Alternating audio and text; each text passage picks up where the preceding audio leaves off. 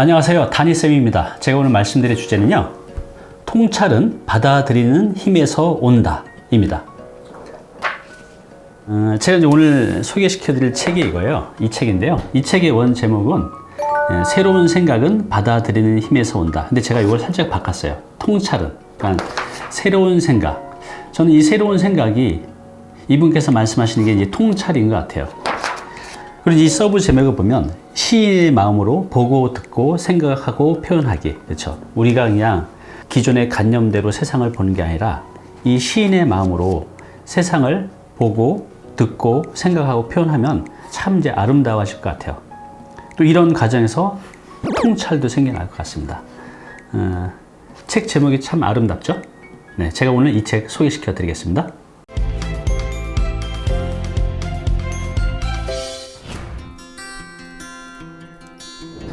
네, 이 책의 저자는 김용택 님입니다. 자칭 이제 섬진강 시인이라고 이제 말씀하시는데, 이분의 책을 이제 제가 몇 권 읽고 있는데, 이분의 책을 읽고 있으면 마음이 되게 따뜻해지고 힐링이 되는 느낌이 들어요. 왜 그럴까 생각해 봤는데, 이 시인 자체가 되게 순수해서 그러신 것 같아요. 그래서 이분의 느낌이 그대로 이제 전해집니다. 이분은 1948년에 전북 임실에서 태어나셨는데, 섬진강 부근에서 유년 시절을 보냈고, 초등학교 교사를 그 임진강 주변 그 초등학교에서 평생을 보냈고, 지금 은퇴 후에서도 이제 이렇게 살아가고 계십니다. 그래서 이제 자칭 섬진강 시인이라고 하시는데, 이분의 책들이 다 따뜻하고 섬세하고 포근하다는 게 큰 특징인 것 같아요. 네, 제가 이 책은 이제 올해 초에 서점에서 구입을 했어요. 그때 이 책 제목, 새로운 생각은 받아들이는 힘에서 온다. 이 책 제목에 이끌려서 이제 매입을 하게 됐는데, 보신 것처럼 되게 작습니다. 두께도 되게 얇고, 한 두세 시간 정도면 읽을 수 있는 분량인데, 저는 이 책을 읽는데 한 10일 정도 걸렸던 것 같아요. 왜냐하면 이 책을 읽으면서, 한 줄 한 줄 읽으면서 저를 돌아보게 되고, 또 타인을 돌아보게 되고, 또 제 일과 세상을 돌아보게 하면서 이제 많은 생각을 해주게 한 책입니다. 그래서 저한테 이제 굉장히 좋았기 때문에 제가 오늘 여러분께 이 책을 소개시켜 드리려고 하는 겁니다. 네, 이 책의 저자는 이 책을 통해서 우리에게 어떤 메시지를 전하려고 하시는지 찾아봤는데, 제가 보기에는 이제 9페이지에 그 내용이 있는 것 같습니다. 한번 읽어볼게요. 받아드는 힘, 그 힘이 세상을 새롭게 창조하는 힘입니다. 공부란 실은 세상에서 일어났던 일과 일어나고 있는 일과 일어날 일을 받아들여 세상을 새롭게 그려내는 힘입니다. 오늘 주제잖아요. 그렇죠? 통찰은 받아들이는 힘에서 나온다. 통찰이 뭐죠? 세상을 내가 보고 싶은 대로 보는 게 아니라 보여지는 대로 볼 수 있는 힘. 그게 이제 통찰이죠. 이 책의 제목처럼요. 새로운 생각은 받아들이는 힘에서 온다. 그런데 우리는 나의 고정관념 때문에 세상을 내가 보고 싶은 대로, 내가 경험한 대로 바라보게 됩니다. 그래서 세상에 수많은 기회와 정보들이 있는 것들을 나의 고정관념으로 이렇게 다 차단하면서 살아가는 것 같아요. 그래서 이제 이 책의 저자는 이런 이제 메시지를 통해서 우리한테 세상을 보여지는 대로 볼 수 있는 그 힘, 그 통찰력을 이 책을 통해서 우리한테 깨닫게 해주는 것 같습니다. 네, 이 책의 목차는 총 5개의 장으로 되어 있어요. 확실히 이제 시인이라서 그런지 이 목차도 되게 아름답게 이제 표현을 했어요. 1장은요, 보는 것이 세상 모든 것의 시작이다. 2장은 자연이 말해주는 것을 받아 쓰다. 3장은 가르치며 배우다. 4장은요, 사는 것이 공부고 예술이 되어야지. 그리고 마지막 5장은 길 없는 산 앞에 서 있는 너에게. 이렇게 되어 있습니다. 이렇게 이제 목차만 보고 있어도 이 책의 이제 전반적인 내용이 이제 어떻게 될지를 생각할 수 있는 것 같아요. 네, 이 책이 누구한테 좋을까 이렇게 생각을 해봤어요. 제가 다 읽고 났더니 이런 분들한테 좋을 것 같습니다. 삶이 나른하고, 삶이 건태롭고, 삶이 재미없고 의미 없고, 그런 분들께 이 책을 권해드립니다. 네, 방금 제가 말씀드린 삶이 건태롭고 지루하고 의미 없고 이런 분들께 바삐 사느라고 놓쳤던 삶의 소중한 부분들, 또 삶의 감사한 부분들에 대해서 일깨우게 해주는데 도움이 될 것 같습니다. 내 눈과 마음을 사로잡은 이제 첫 번째 문장 소개시켜 드리겠습니다.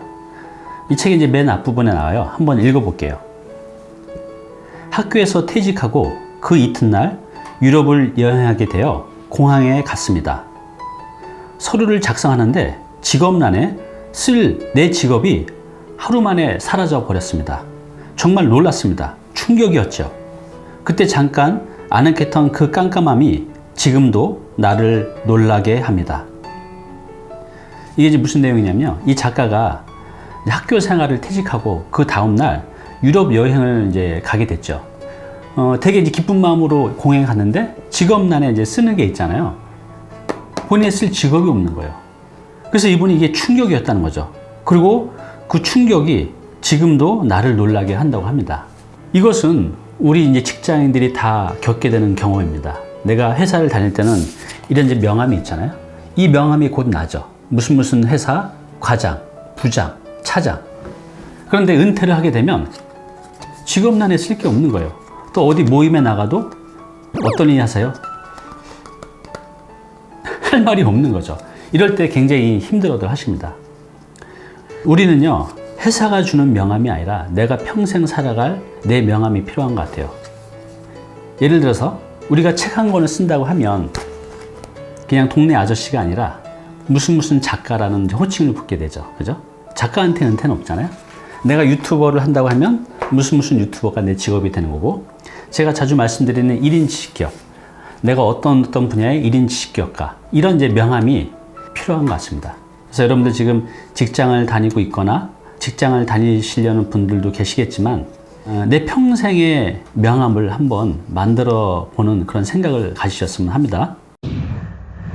내 눈과 마음을 사로잡은 두 번째 문장입니다. 한번 읽어보겠습니다. 우리들은 이제 오래 삽니다. 우리들은 이제 2번 살아야 합니다. 공부하고 취직해서 60세까지 살고 퇴직해서 도로 그만큼 살아야 합니다. 오래 살기 때문에 자기가 좋아하고 잘하는 것을 평생 하면서 살아야 합니다. 어때요, 여러분? 지금 제가 읽은 이 문장 공감하시죠? 네, 정말 이제 오래 살죠. 그리고 퇴직해서도 도로 그만큼을 살아야 되는데, 우리 직장인들을 이렇게 보면 평생을 내가 좋아하는 일이 아니라 그냥 살기 위해서 직장을 선택하고 그렇게 힘들게 평생을 하기 싫은 일을 하면서 살아가죠. 그래서 이 문장을 읽으면서 지금 이제 젊은 청년들은 직업을 선택할 때 그냥 먹고 살기 위해서 남들이 가니까 그런 선택이 아니라 내가 정말 좋아하고 하고 싶은 일들을 선택해서 조금 늦더라도 그렇게 한번 해보는 거를 권해드리고 싶어요. 부자가 되고 성공하는 것보다 내가 원하는 일이 더 중요하잖아요. 그리고 지금 직장을 다니신 분들은 은퇴 후에 인생 2막은 그동안은 남을 위해서 일해 왔으니까 나머지 절반은 내가 원했던 거, 내가 하고 싶었던 것들을 하면서 살아가면 어떨까 하는 이제 생각을 해봅니다. 네, 제 눈과 마음을 사로잡은 세 번째 문장입니다. 한번 읽어보겠습니다. 공부란 뭘까요? 왜 공부를 하는 것일까요? 공부를 해서 어디다 써먹을까요? 공부를 왜 하느냐고 물으면 이렇게 대답해요. 취직하려고요. 우리는 공부 그러면 학교, 그리고 취직이에요. 여러분도 다 좋은 대학교 가고 취직해야 되잖아요. 불쌍해요. 꿈이 취직이래요. 세상에 취직이 꿈이라니, 직장이 꿈이라니. 지금 이제 직장인들 방금 이 문장 들어보면 어때요? 공감하시죠? 그죠? 근데 우리가 이런 선택을 왜 하죠? 우리는 딱 정해져 있는 것 같아요. 학교, 대학교, 취업, 그죠? 그냥 딱 이렇게 우리 사회가 딱 세팅이 되는 거죠. 이거 말고는 다른 생각을 못 하는 것 같아요. 그래서 그렇게 직장에 들어가서 내 꿈을 위해서 사는 게 아니라 이 직장, 이 오너의 꿈을 위해서 내 평생을 소모품으로 이제 살아가는 거죠. 그래서 아침에 일어나면 출근하기가 싫고 월요일은 지옥 같고 그렇게 이제 살아가는 거잖아요. 그런데 왜 이렇게 살아갈까요?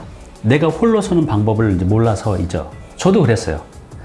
만약에 우리가 내 꿈을 실현시킬 수 있는 방법을 안다면, 그래서 내가 홀로 설 수 있다면 남의 꿈이 아닌 내 꿈을 실현시켜 가면서 능동적으로 행복하게 살 수 있을 거예요. 그런데 내가 홀로 서는 방법, 내 꿈을 이루는 방법을 모르니 그냥 안전한 선택을 하는 겁니다. 남들처럼 대학에 가고, 남들처럼 취업을 하고, 남들처럼 그래서 승진해 가면서 살아가는 삶. 어찌 보면 이게 가장 안전하다고 생각이 되지만 가장 이제 불행한 삶이죠. 내 꿈을 현실로 만드는 방법. 제 모토하거든요. 꿈을 현실로. 그래서 앞으로 제가 이렇게 경험했듯이 이 유튜브는 그렇습니다.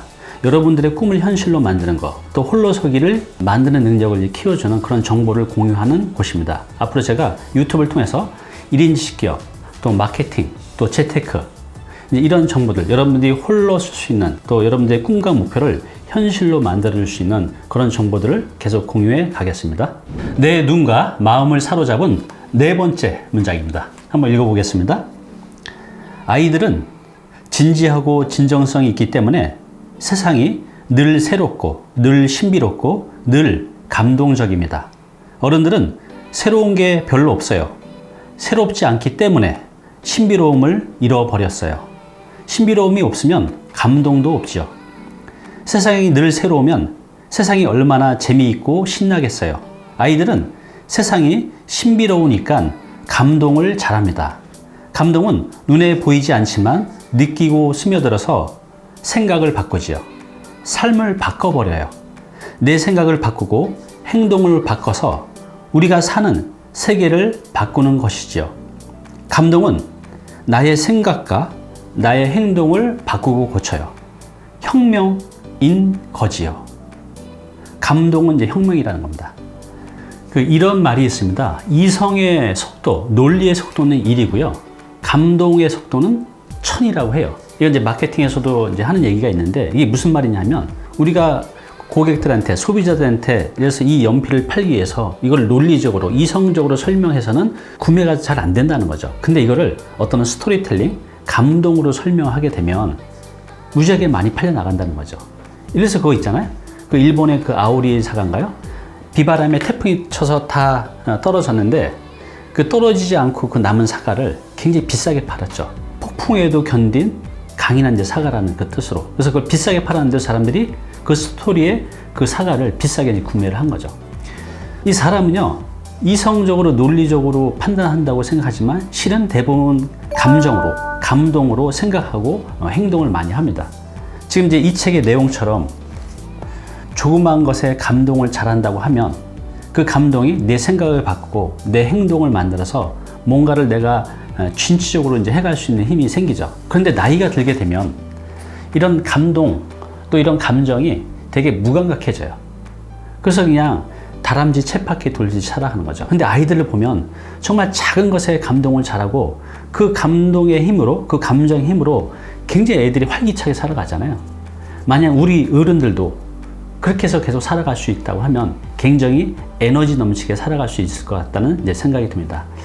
여러분들 이런 좋은 시, 또 따뜻한 시를 읽으면서 여러분들 속에 있었던, 잃고 살아왔던 그런 여러분들의 소중한 감정을 한번 찾아보셨으면 합니다. 내 눈과 마음을 사로잡은 5번째 문장입니다. 한번 읽어보겠습니다. 공부란 받아들이는 힘을 키우는 것인데, 우리 사회는 여러분이 받아들이는 그 입구, 지식이 들어오는 그 모든 구멍, 여기저기를 막아 놓았습니다. 놀 줄도 모르고 살 줄도 모르고 하루 종일 어머니 입에서 나오는 세 마디만 듣고 삽니다. 공부해라, 학원 가라, 컴퓨터 좀 그만해라. 그렇죠? 우리 가정은 사랑으로 뭉쳐진 아름다운 공동체가 아니고, 아이를 서울대에 보내기 위한 강력한 사회 조직이라고 말하는 사람들도 있습니다. 어때요? 공감하시나요? 참 저는 이제 이걸 읽으면서 우리 사회의 단편을 보여주는 것 같습니다. 초등학교 때부터 중학교 가고, 고등학교 가고, 대학교 가고, 직장 들어가고, 이 패턴들이 똑같잖아요. 이렇게 제가 세상을 바라보고 있으면 세상에서 이렇게 이런 기성품들이 딱 찍어 나오는 것 같아요. 변별력이 없어요. 다 똑같아 보이는 거죠. 왜 우리가 그렇게 살아가게 될까요? 이것 때문에 그렇습니다. 여기 한번 보세요. 우리가 이제 통찰은 받아들이는 힘에서 나오는데, 그 받아들이는 이쿠가 여러 개가 되고 여러 가지를 받아들여야 되는데, 우리가 좁은 구멍으로 아까 말씀드렸듯이 공부해라, 학원 가라, 컴퓨터 하지 마라, 아예 그 들어오는 이쿠를 딱 한정시켜 버렸죠. 이제 이런 것 같아요. 제가 이제 한번 그려봤는데요. 이게 이제 우리 아이들이에요. 그런데 뭐죠? 공부해라, 학원 가라, 대학 가라, 직장 가라, 승진하라. 우리는 이런 것들만 이제 받아들이고 사는 거죠. 그런데 이거보다 훨씬 더 소중한 것들이 있죠. 뭐가 있을까요? 네, 다양한 독서. 박사학위 100개 받는 것보다 더 소중한 건 다양한 책을 통해서 다양한 이제 경험을, 또 다양한 생각을 하는 게 우리가 앞으로 살아가는데 훨씬 더 소중하지 않을까 생각이 듭니다. 그리고 여행, 또 명상, 다양한 인간관계, 또 다양한 경험, 또 인문학, 그리고 다양한 배움, 또 다양한 생각, 또 운동, 취미생활, 또 가족 간의 소중한 시간들, 그리고 힐링과 휴식, 이런 것들, 우리가 살아가면서 진정으로 필요한 것들은 이런 것들이 아닌가 싶어요. 근데 우리는 어떻죠? 여기 나온 대로 평생을 공부해라, 학원 가라, 대학 가라, 직장 가라, 승진하라. 제가 지금 52인데 저희 세대까지는 공부만 열심히 하면 먹고 사는데 어느 정도 해결이 되는데, 앞으로의 우리 아이들은 대학이, 스펙이 내 미래를 보장해 주지 않죠. 지금은 문제 해결력, 변화 적응력, 또 차별화 능력, 이런 것들이 필요한 세상이죠. 그래서 학교에서만 배웠던 국영 수업, 그런 스펙만으로는 이제 살아갈 수는 없는 세상이 된 것 같아요. 그래서 여러분들 자녀들한테 공부해라, 학원 가라, 대학 가라 또 중요하지만 더 중요한 이런 데 다양한 경험들을 이 아이가 받아들일 수 있는 그런 통로를 좀 만들어 주셨으면 합니다. 내 눈과 마음을 사로잡은 마지막 이제 6번째 문장입니다. 한번 읽어볼게요. 나는 일찍 자요. 저녁 9시면 거의 잡니다. 그리고 새벽 3시 반에서 4시에 일어납니다. 어떨 때는 새벽 2시에 일어날 때도 있어요. 일찍 자니까 일찍 일어나겠지요. 자다가 눈을 뜨면 바로 일어납니다. 이 대목이 굉장히 중요해요. 자다가 눈을 뜨면 바로 일어납니다. 다시 자려고 애를 써본 적이 별로 없어요. 저도 그렇습니다. 저도 눈을 뜨면 바로 일어나죠. 여러분들은 어때요? 눈을 뜨면 바로 일어나시나요? 우리 이제 직장인들 보면 아침에 일어나는 거 되게 힘들어 해요. 특히 월요일 아침은 이제 지옥 가다고 말도 하죠. 왜 그럴까요? 그 직장에 가는 게 내 꿈을 실현시켜서 가는 게 아니라 남의 꿈을 실현시키기 위해서 그 소모품으로 들어가는 거잖아요. 평생을 그렇게 살다 보니 얼마나 힘들겠어요. 내 꿈을 이루는 삶이 아니라 그 조직의 꿈을 이뤄가면서 사는 삶, 그리고 어느 순간에는 버려지는 삶. 그래서 굉장히 힘들죠. 그런데 이 작가는 왜 아침에 눈을 뜨면 바로 일어나게 될까요? 네, 이분은 아침에 일어나면요, 본인이 하고 싶은 일들이 너무 많아요. 나의 오늘 아침에 일어나서 오늘 하루의 삶은 나의 꿈을 이뤄가는, 또 내가 하고 싶은 일들을 해가는 삶이기 때문에 얼마나 설레이겠어요. 그러니까 눈을 뜨면 다시 자려고 애를 쓰지 않는 겁니다. 내가 눈을 떠서 할 일이 얼마나 많은데, 내가 해야 될 즐거운 일들이 기다리고 있다 보니 눈을 뜨게 되면 피곤해도 바로 일어나서 오늘 할 일을 해가는 거죠. 사실 저도 그렇습니다. 지금 제 꿈과 목표가 명확하거든요. 그래서 저도 오늘 아침에 일어나면 제 오늘의 하루는 내 꿈에 다가가는 하루예요. 그래서 저는 매일 아침을 설레이게 맞이합니다. 보통 10시에 자서 4시 정도에 일어나는데, 어떨 때는 저도 3시에 눈을 뜰 때도 있어요. 그럼 보통 이제 직장인들은 보면, 저도 예전에 그랬지만 조금만 더 그냥 끝까지 이제 자려고 하죠.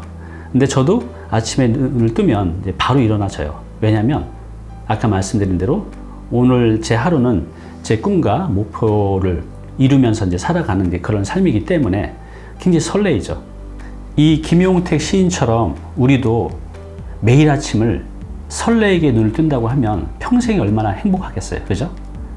단지 우리가 그동안은 남의 꿈을 위해서 수동적으로 살아왔기 때문에, 그런데 만약에 내 꿈과 목표를 이루기 위해서 매일 아침을 맞이한다면 굉장히 설레일 거예요. 그런데 문제는 뭐죠? 내가 하고 싶었던 거, 내가 바라는 것들을 이루는 방법, 그 현실적인 방법을 몰랐기 때문에 우리가 그냥 안전한 길을 선택해서 살아왔잖아요. 제가 앞으로 유튜브에서 여러분들의 꿈과 목표를 현실적으로 이룰 수 있는 방법들, 뭐 마케팅, 퍼스널 브랜딩, 또 1인 시기업 이런 것들에 대한 정보를 제가 계속 공유해 가겠습니다. 여러분들의 꿈과 목표가 현실적으로 이루어질 수 있다는 확신이 드실 거예요. 그때 여러분들이 시작하면 됩니다. 그러면 매일 아침을 이 김용택 시인처럼 설레이게 맞이할 수 있을 겁니다. 네, 지금까지 이 책에 대한 간략한 소개하고 제 눈과 마음을 사로잡은 6개 문장을 소개시켜 드렸습니다. 자, 1부는 이제 여기까지고요. 2부에서는요, 중요한 시간입니다. 우리가 이런 것들을 많이 아는 게 중요한 게 아니라 실천하고 행동해서 내 것으로 만드는 게 중요합니다. 그래야만 내 삶이 바뀌니까요. 그래서 이 책의 저자께서 알려주신 우리가 실천을 통해서 내 습관으로 만들어서 내 인생을 바꿔줄 만한 아주 소중한 행동 5가지를 한번 골라보겠습니다. 여러분들 2부에서는 그 5가지를 보시고 딱 하나만 실천으로 바꿔서 또 그걸 습관으로 만들어서 여러분들의 그 멋진 인생을 만들어 보시기 바랍니다. 감사합니다.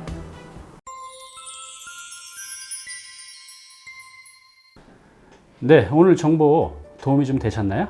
앞으로 이런 정보 계속 받아보실 분은요, 여기 구독 부탁드리고요. 그 다음에 오른쪽은 제가 추천한 영상입니다. 꼭 한번 보시기 바랍니다.